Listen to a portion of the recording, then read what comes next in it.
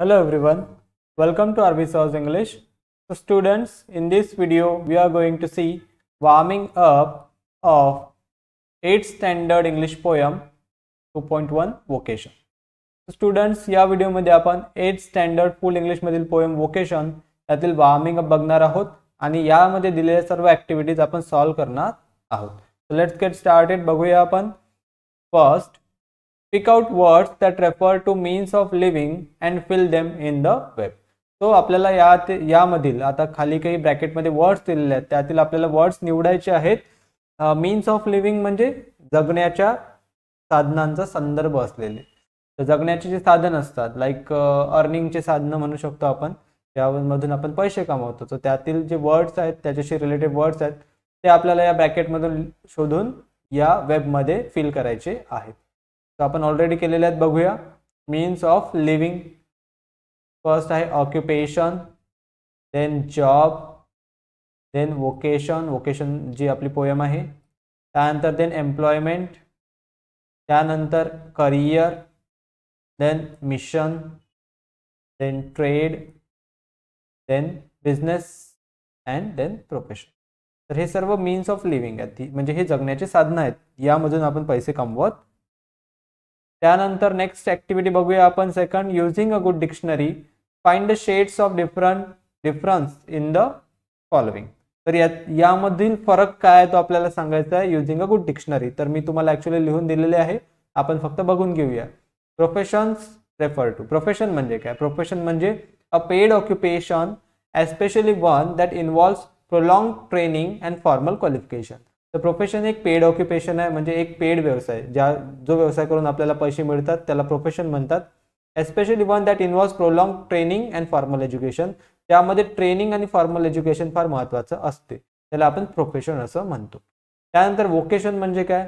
तर an occupation for which a person specially drawn or suited. तर असं occupation ज्यामध्ये एखादा पर्सन जातो स्पेशली ड्रॉन ऑर सुटेड, ज्याला ते ऑक्युपेशन खूप चांगल्या प्रकारे सूट करते, त्याला आपण त्याचं वोकेशन असं म्हणतो. त्यानंतर बिझनेस म्हणजे काय? तर a activity of buying or selling goods or service. तर गुड्स किंवा सर्व्हिस, वस्तू किंवा सेवा यांची खरेदी विक्री ज्यामध्ये होते त्याला बिझनेस असं म्हणतात. आणि ऑक्युपेशन म्हणजे काय? तर a person's usual or principal work or business especially as a means of earning a living. तर एखाद्या व्यक्तीचं युज्युअल किंवा प्रिन्सिपल वर्क म्हणजे काम महत्वाचं किंवा प्राथमिक काम त्याचं, ज्यातून तो पैसे कमवतो आणि म्हणजे जीवन जगण्यासाठी पैसे कमवतो, त्यालाच आपण ऑक्युपेशन असं म्हणतो. त्यानंतर नेक्स्ट ऍक्टिव्हिटी आहे. When a word is form from a sound associated with it, it is called an onomatopoeic word. तर जेव्हा एखादा शब्द तयार होतो associate a sound associated with it, ज्यामध्ये एखादा साऊंड असोसिएट असतो. असोसिएट म्हणजे काय? तर सोबत. एखादा शब्द जो साऊंड म्हणजे आवाज दर्शवण्यासाठी आपण वापरतो, इट इज कॉल्ड ओनोमॅटोपोएटिक वर्ड. त्याला आपण ओनोमॅटोपोएटिक वर्ड असं म्हणतो.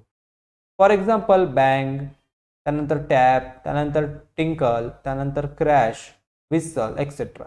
तर हे सर्व ओनोमॅटोपोएटिक वर्ड्स आहेत. का बरं? कारण हे साऊंडसाठी वापरतात, आवाज दर्शवण्यासाठी हे शब्द वापरण्यात येतात, म्हणून त्यांना ओनोमॅटोपोएटिक वर्ड असं म्हटलं जाते. आता पुढे बघूया आपण.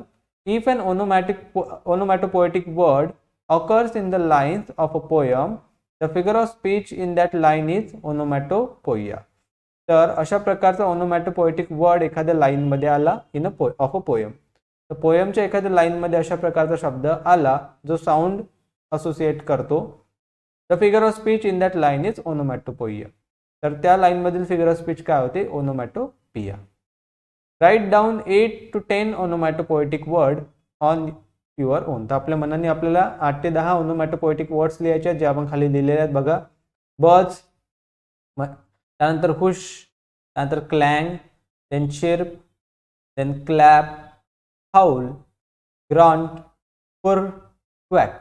तर हे सर्व शब्द साऊंडसाठी वापरले जातात. So these are onomatopoeic words. आणि समजा अशा प्रकारचे कुठलेही शब्द पोयम मध्ये आले तर त्या पोयम मध्ये फिगर ऑफ स्पीच होते ओनोमॅटोपिया.